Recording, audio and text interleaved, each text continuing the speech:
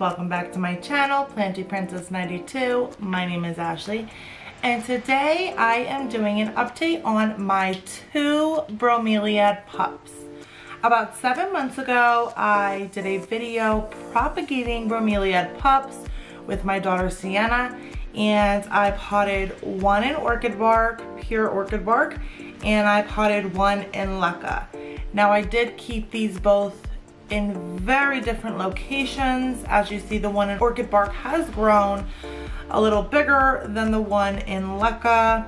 Before we get started, I'll just show you where each of these are kept.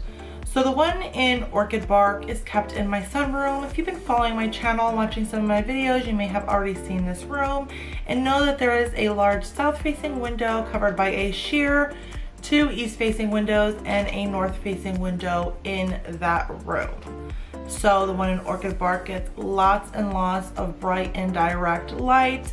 Although it has been winter for the majority of this time, there's still a lot more natural light in that area opposed to the kitchen area where I keep the Bromeliad pup that is potted in Leca. So it's on a shelf up at the top. It is also not too far away from a south-facing window, but in front of that window is a large tree.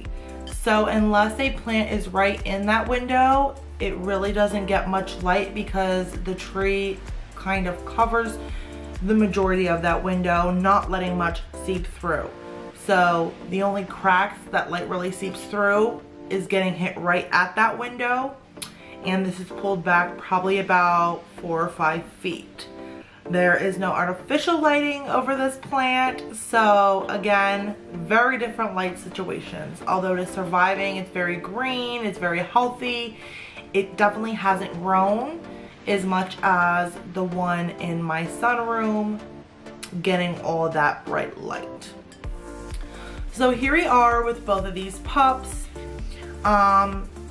Again, it's been 7 months. This isn't a plant that is a super fast grower, but kept in the right conditions, you definitely do notice some growth to this plant.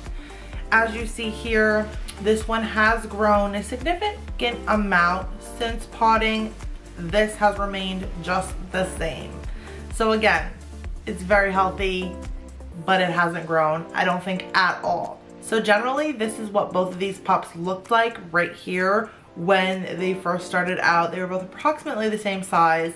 As you see here, this one kind of spread out, flourished a little bit, spread its wings, so to speak, spread its leaves out, kind of grew a couple more new leaves, and it's just doing a lot more better. Now from the center is where the leaves come from.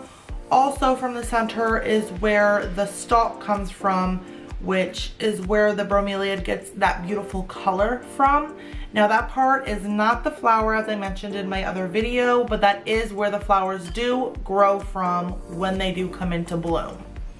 As I mentioned also in the other video, bromeliads tend to bloom usually only once in their lifetime, and after bloom, that's when they start putting off their little baby pups. So I generally, obviously the one in Leca, I've been keeping the reservoir full 1/3 of the pot. I definitely am going to move this because it hasn't been getting much light. Obviously you saw where it was, and it just hasn't grown at all. So even though it's healthy, obviously I want it to grow, I want it to get bigger, I want it to get that stalk so I can get those beautiful blooms that bromeliads put off, and then eventually get some more pups. I'm going to move this to the same room in the sunroom. I'm not sure exactly where I'm going to place it yet, but it definitely needs more of that light. So that goes to show you, I don't think it was the medium difference that made this plant grow slower. I definitely truly believe it was the insufficient or lack of light this plant actually got. For this plant, I always keep fresh water in the cup. Every once in a while we'll take it under and kind of just dump out that old water. I probably only do that every few months whenever I think about it. Honestly, probably maybe only 3 or 4 times a year, so every 3 or 4 months I think to do that. That stagnant water kind of just can create bacteria within the cup, and you definitely don't want that for any plant, but especially a plant that is constantly sitting in that same water. Also, the water does tend to evaporate, so if you're not in a very humid environment, probably by the time you go to fill it up, that water is gone anyways, so you probably won't have to do that too much. When I do fill the cup of my plant, I never actually water the medium or the orchid bark, but I do every once in a while water within the cup and then let it spill over, so some of that overage gets kind of around the base of my bromeliad. That way the medium is a tad bit moist every now and then. Bromeliads are epiphytes, so although they don't need the medium watered, it definitely doesn't hurt the plant. As long as you're keeping water inside the cup, your plant will be just fine. So this plant, from this little, not that it started off as an experiment, but turning into an experiment with the very different amounts of lights, this plant I would say definitely does like that very bright and direct light, and it's fine in general household humidity. It is not by a humidifier or anything like that, so I had no trouble with humidity. The only trouble I had was with light. It also does prefer a little warmer temperature. I would say if you're comfortable, this plant is comfortable as well. It's really not a fussy plant. It's very easy care, and I'm super excited with how well this one has grown. I'm a little upset that the one in Leca didn't grow so well, but honestly, I really didn't, I don't know what I expected. I thought it would grow a bit. I obviously knew this one would probably grow faster because it was in a brighter area, but I didn't think that this one wouldn't grow at all. So I am a little surprised that there is like literally no new growth on this one.